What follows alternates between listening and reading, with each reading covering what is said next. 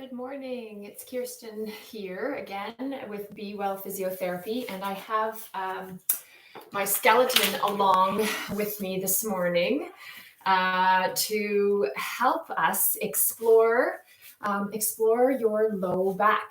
So, just a few things to notice or to see about the back before we get into 4 really simple movements that we're going to use to explore your low back today.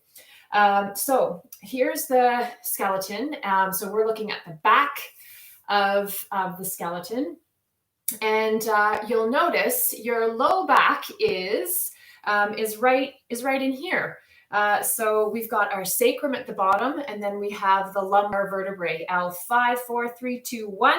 And then we get into the thoracic vertebrae, and we know that this is a thoracic vertebra because it's got a rib that's attached to it here. So what I'd like you to notice about the location of your low back or of the lumbar spine is that it happens to be nicely situated between 2 of our hubs of movement. So the hubs of movement, if you haven't been following along with me, I've got videos earlier on that look at them specifically. Check them out if you like. But basically, they're the pelvis. And the pelvis is the hub of movement for our legs, and the rib cage. Rib cage is the hub of movement for our arms. So it makes sense that in order to explore your low back and perhaps any discomfort, back pain, issues in your tissues, in your low back, that we explore the other hubs of movement that have an influence on this area in your body. So there are muscles up in your shoulder that help control the arm bone movement in your shoulder blade. That again, remember, the hub of that movement all starts here in your rib cage. So those muscles attach to the shoulder blade, yes, and attach to the rib cage, yes. There's also muscles and fascial kind of links, connections, all the way down across the lower back and with connections into the low back. And then as well, when we come down into the pelvis, those muscles around your hips that, yes, control the movement of your leg bones in the pelvis, but they also have connections up into the pelvis and up into your low back. So today, we're going to check in with your low back, explore with a couple of movements, one up around the shoulder, where we kind of acknowledge the rib cage hub of movements relationship to our low back, and then down at our hips, where we will be exploring the pelvis hub of movement and its relationship to your back. Because so often what we find out is that where the pain is, in this example, for today's practice, perhaps there's low back pain. Where the pain is not necessarily where the problem is. Often it is not where the problem is. Often there is something a little further away, perhaps around your pelvis or your ribs, that's kind of working away under your level of awareness that is contributing to the symptoms and what you're feeling in your low back. So let's explore and see what relationships might come up for you today. I'm just going to set my skeleton back up on his stand. I'll be right back.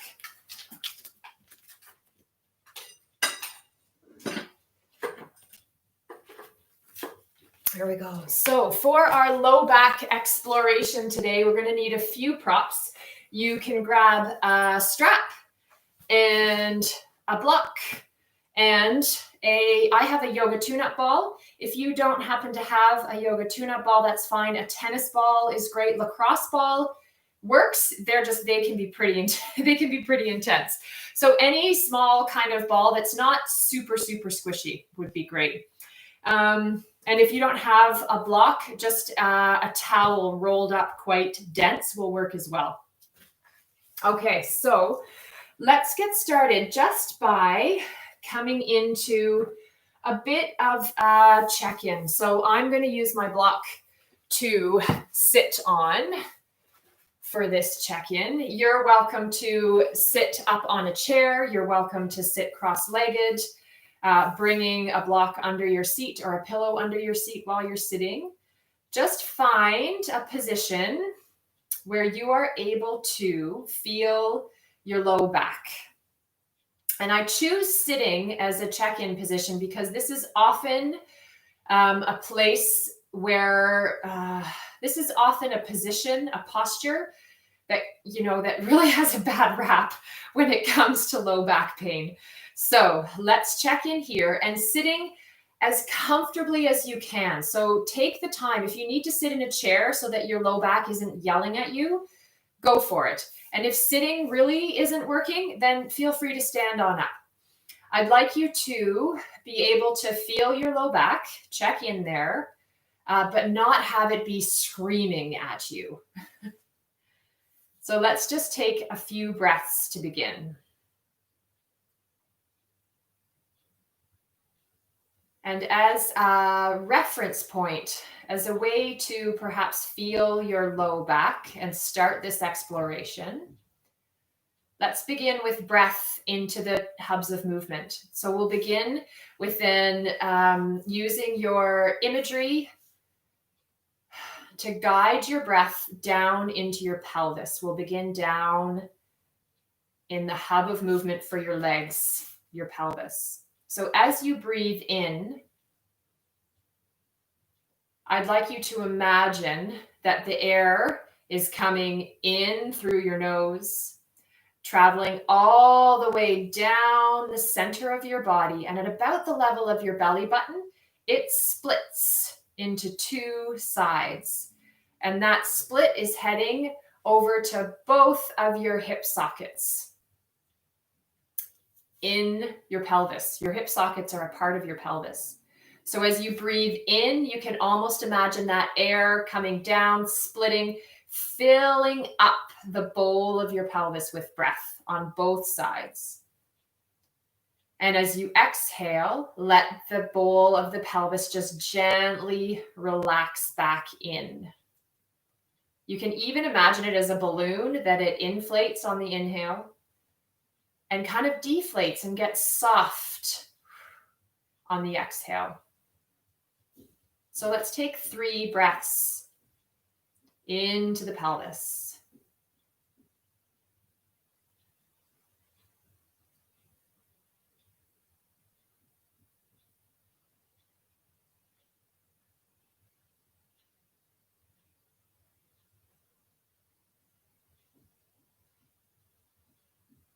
Good. Then to help us come in to our exploration of low back, let's use the hub of movement for our arms, which is our rib cage.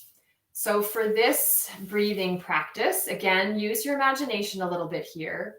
I'd like you to imagine that you can breathe in through your armpits. So as you inhale, the air, instead of coming in through your nose, is coming in through both armpits and filling up the sides of your ribs. The exhale as well comes out through the armpits.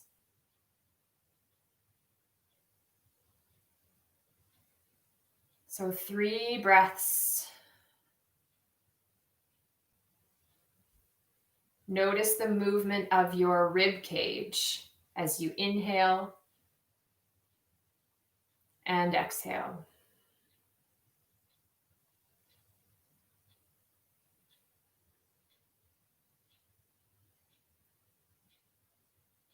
Good. Okay.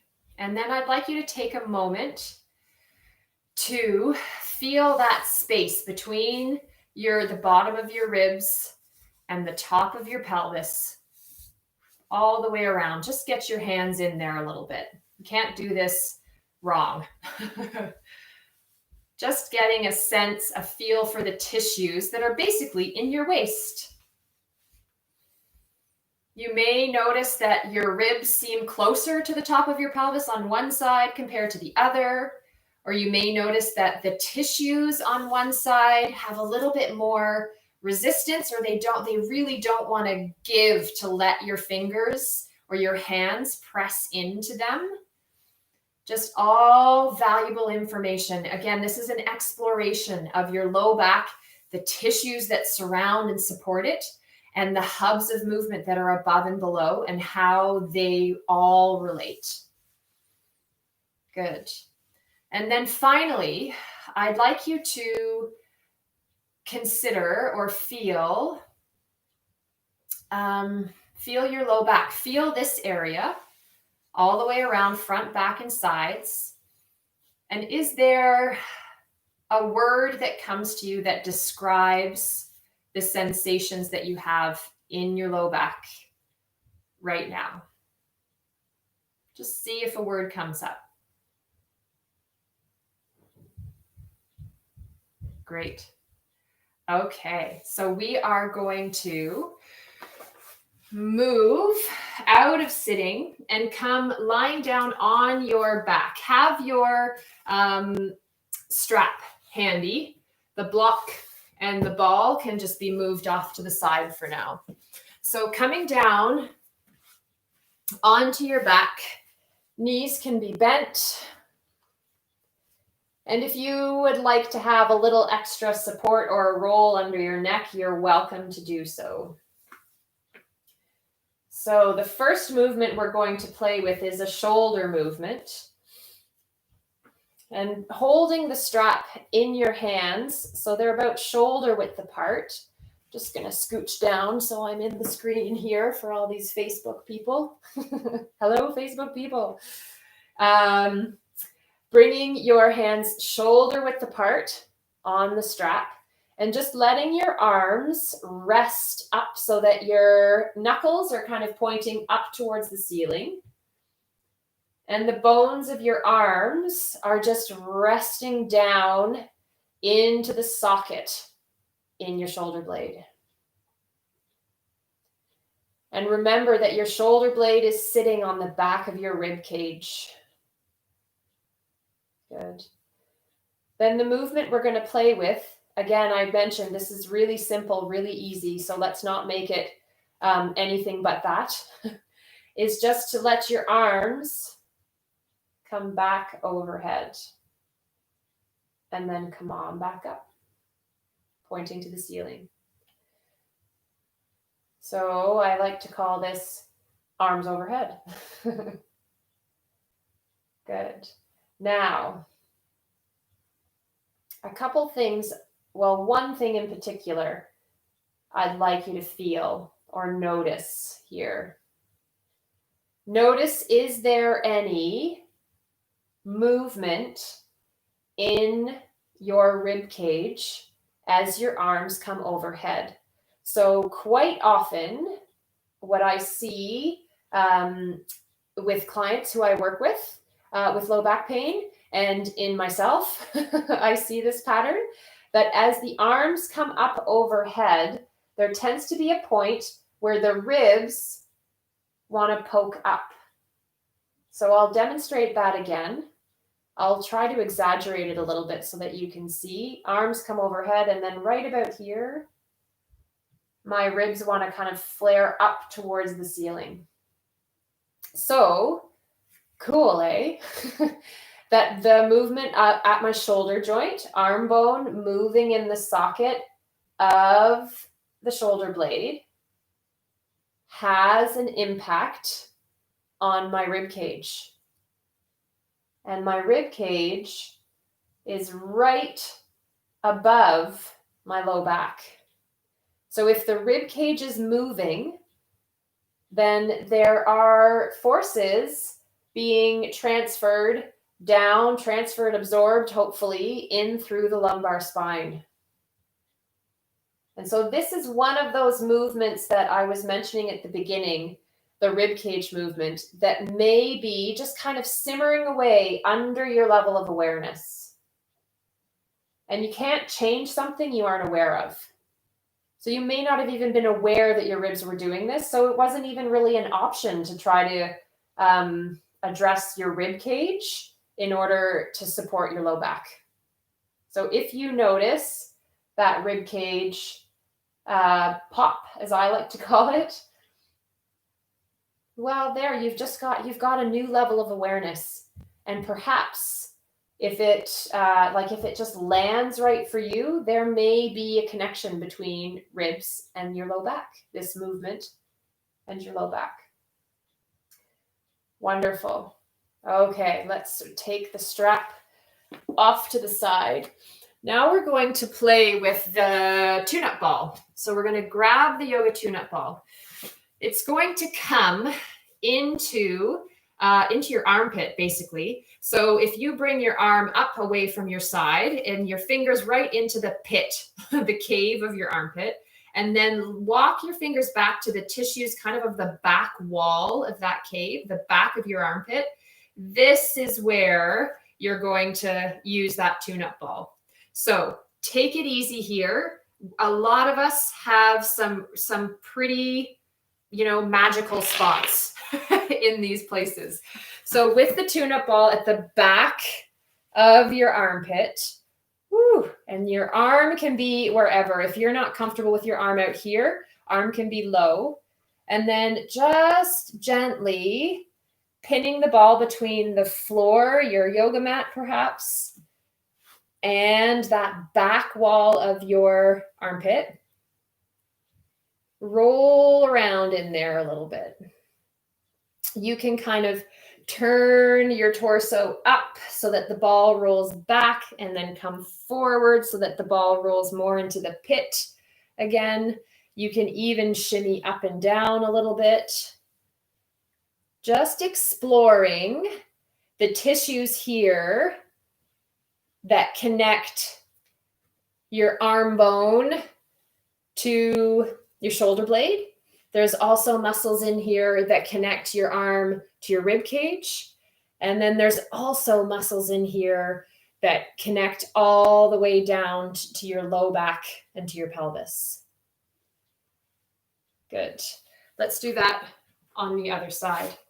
If this position lying down is uncomfortable and you notice any part of you, perhaps your low back, isn't happy with this position, you can always move to the wall and pin the ball on that back edge of your armpit onto the wall, obviously while you're standing up, and see if your back is more comfortable. Certainly, this is an exploration of your low back. I will make an assumption that if you are experiencing low back pain, and that's part of your curiosity of this exploration, that you'd like the pain to get better, go away. So why on earth would I offer you exercises or ask you to do a movement that increase whatever the discomfort, pain, tension is that you're experiencing? So if that's the case, don't do this like I am. Stand up and see if that works better. Okay. So we've rolled out those tissues again on the back side of, there's some good ones in here today for me. Good. Then just put your ball off somewhere handy because we will be using it again. And we're going to come back down and revisit the same movement with your arms once again. And I'd like you to notice if there's been any shift in the physical sensations that you feel from this movement, or perhaps in the range of movement that your arms have before your shoulder blades want to pop.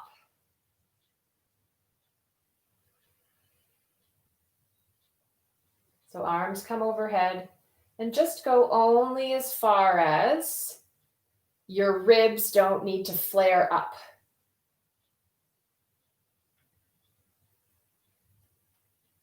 So when we're able to move our arms in a way that doesn't kind of pull the ribs along with us, then we're maintaining a nice, easy, neutral relationship between the two hubs of movement, between the ribs and the pelvis. And so that maintains a nice, easy environment for your low back that happens to be right in between those two hubs. Cool.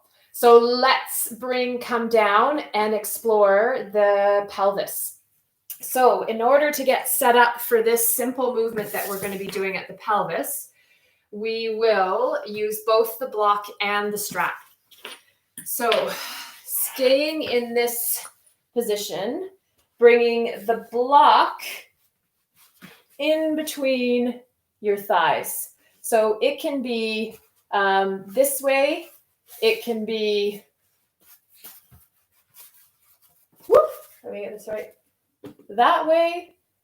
You know, you can play, but I'd like the block to be, one edge of the block to be quite high up in the muscles of your adductors, so the meaty part of the upper thigh. So with the block in between the leg bones, then we're going to bring the strap around the leg bones.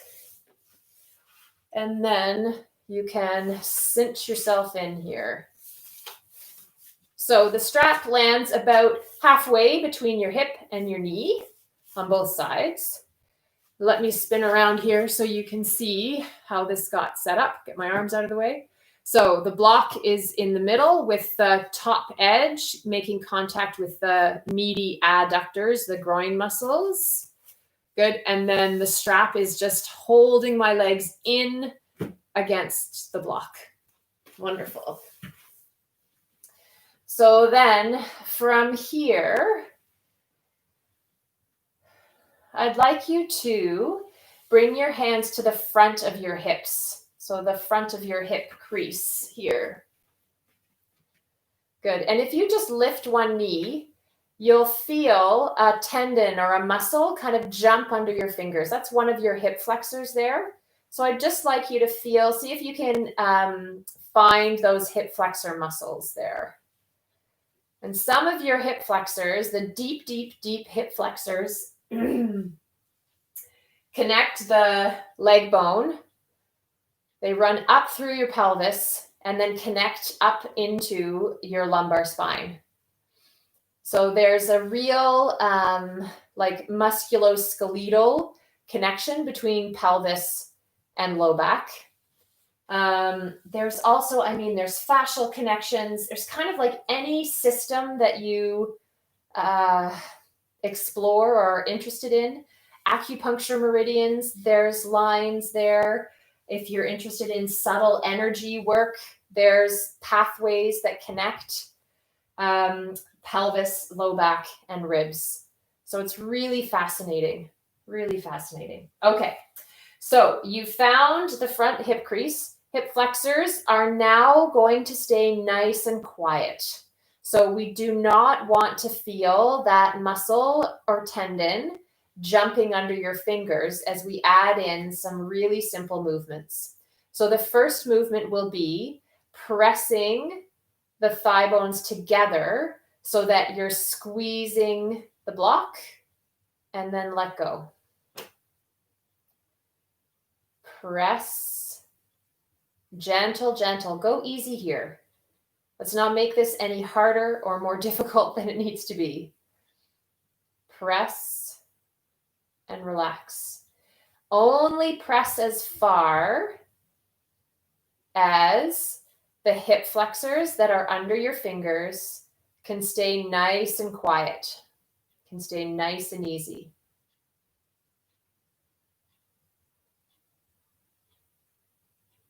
Good. Then one other thing I'd like to bring to your attention to see if this movement is happening for you is often what we'll see is that as you squeeze in, your pelvis may be tilting back so that you're pushing your low back flat into the mat, or it may be arching forward so that you're arching through your low back. So as you gently squeeze, I'd like you to First of all, notice, is your pelvis getting pulled along with you? We'd like this movement to stay in the hip joint, so where the leg bone meets the socket in your pelvis.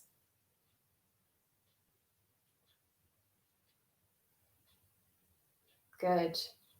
And if you notice any of those movements, a tilt or a tuck, if the muscles on the fronts of your thighs are firing like right away, that's okay. That's really awesome information that you now have. And there may be a relationship between these movements that you're noticing here and your low back.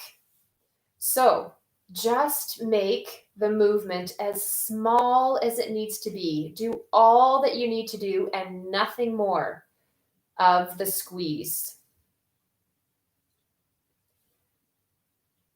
It's not uncommon that people can't even you can't even think about this squeeze without the hip flexors coming on.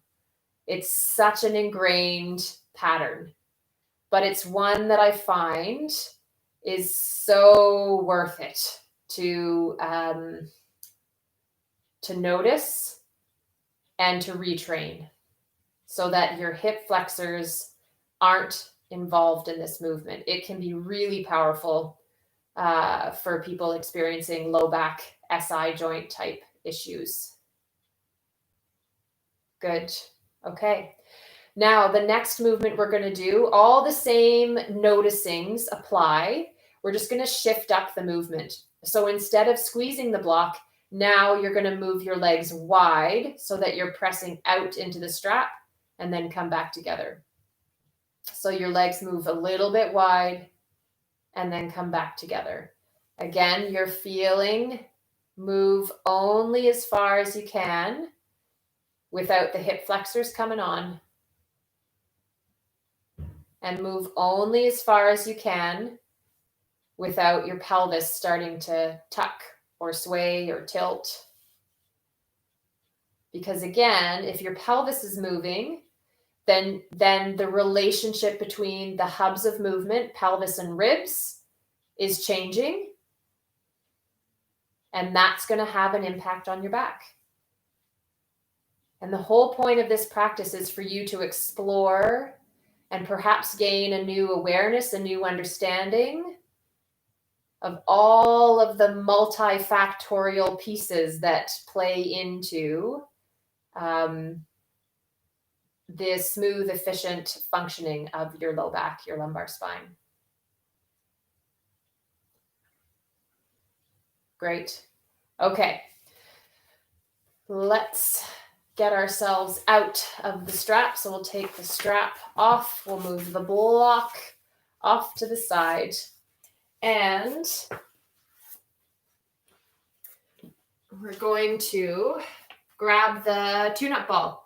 And then again, coming back down onto your back. Don't need the block or the strap this time. You're going to bring the two-nut ball just and wedge it kind of under your hip. Under the side of your hip. Good. Just on one side. And you can play around with finding a spot that feels good, that pressure feels nice in a kind of, in that hurts so good kind of way. And then from here, with the ball under your hip into the meaty part of your glutes, of your bum muscles, then just let that leg roll open to the side and then come back. So again, we're letting the thigh bone move in the socket of the pelvis. Similar to the movements we were doing with the block and strap, but we've removed the support of the block and the strap. So now your leg bone's a little more free to move. Good. So we're accessing tissues here on the side and the back of your hip that connect your leg bone into your pelvis and into your sacrum.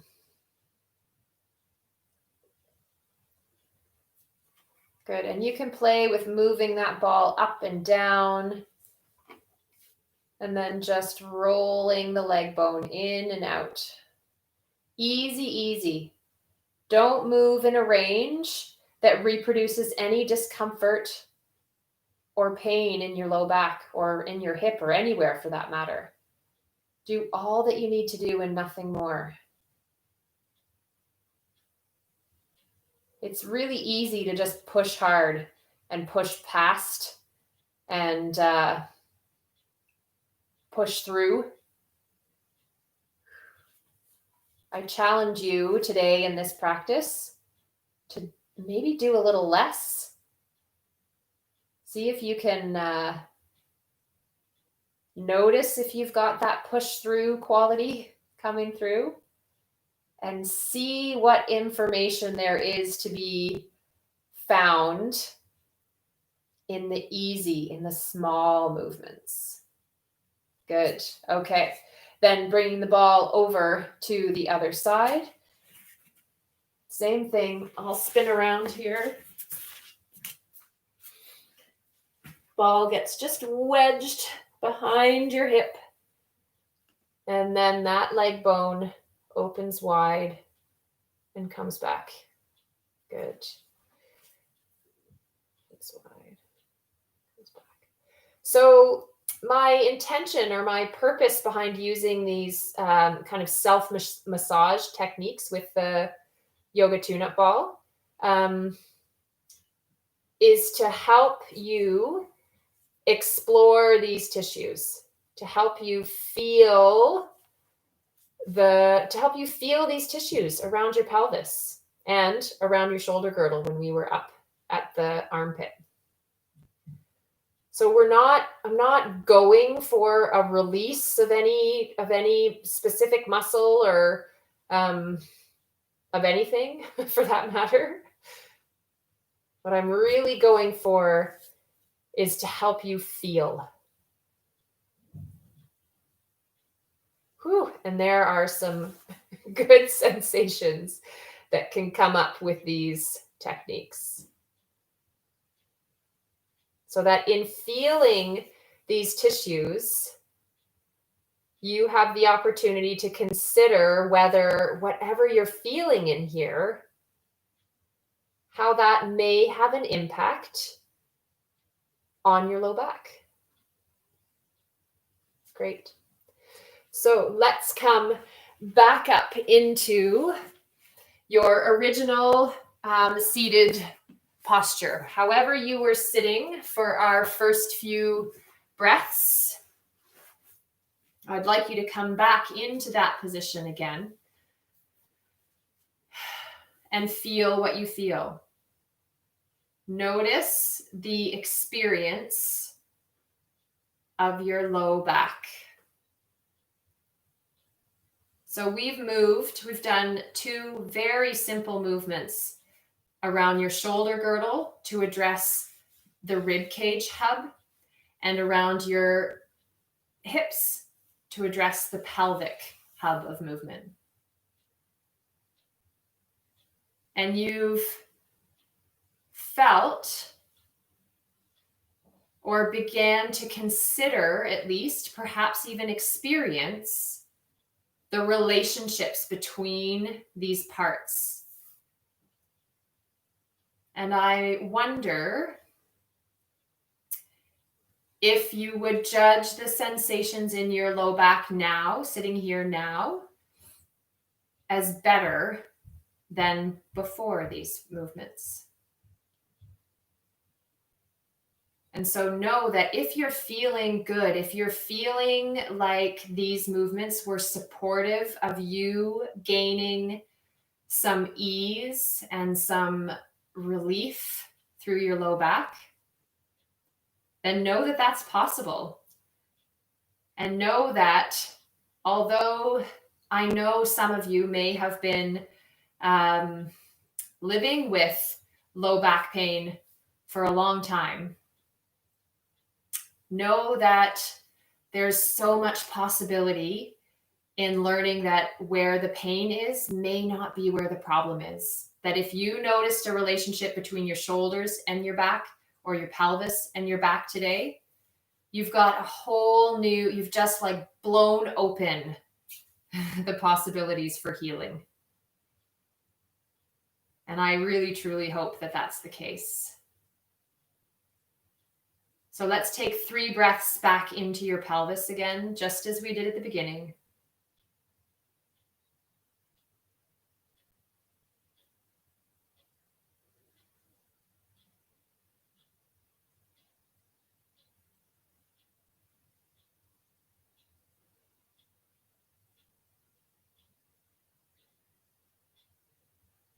Good. Then 3 breaths in and out through your armpits.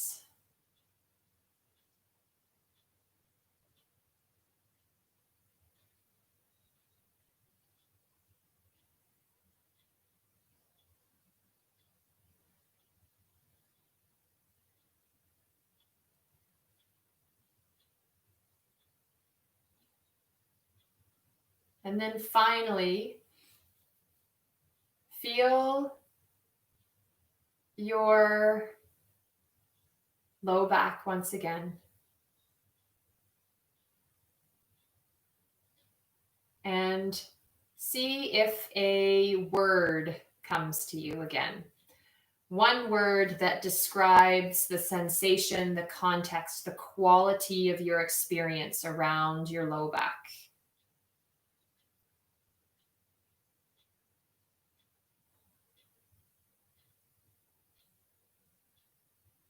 And then notice the difference.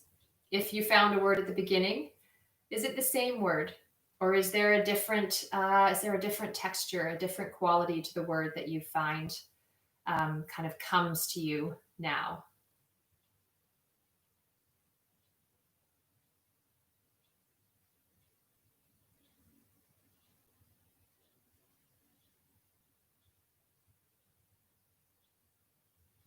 Wonderful. Thank you again for watching. I would really love to hear what your experience was within this practice. If you're watching on Facebook and you'd like to let me know, if you'd like to share any ahas or anything that you noticed or experienced, please add a message under the video or send me a direct message. I'd love to know how you're feeling and how these practices are landing in you.